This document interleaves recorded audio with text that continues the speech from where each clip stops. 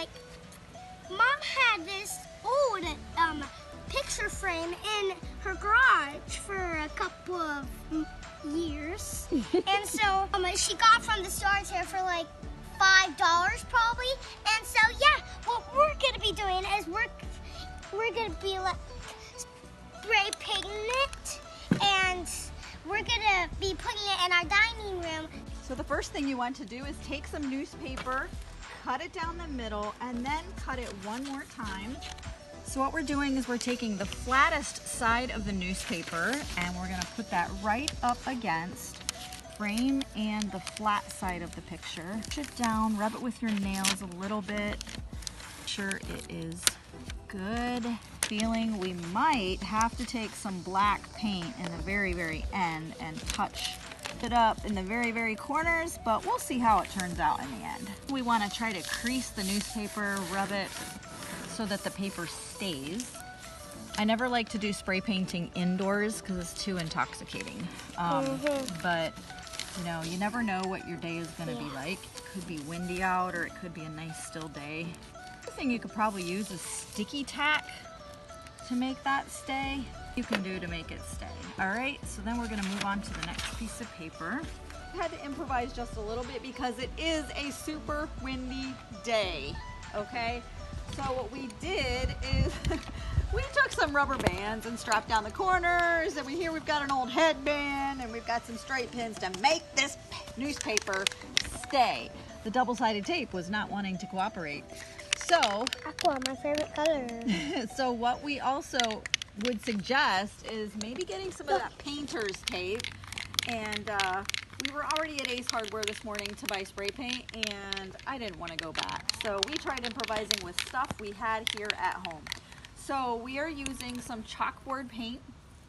That is what we're using with this. It's just one can. It should totally do the cover that we want to use for this picture. And we're gonna say bye-bye to the sailors. The important thing with spray paint is you need to do it in an even layer, so go back and forth with it in one motion. Hooray, we did it!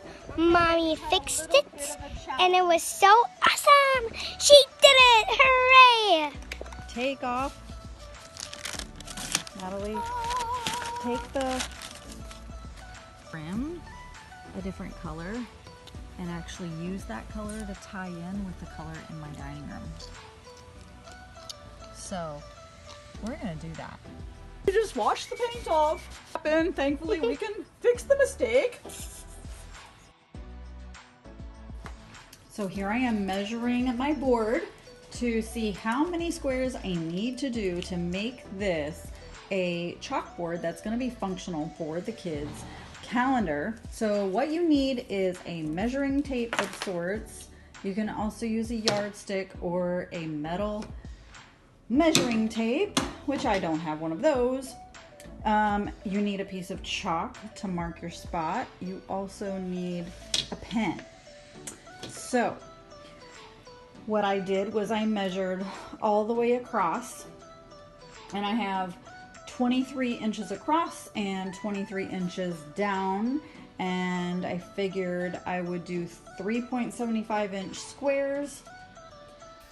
And here we have the finished, beautiful family fun times board.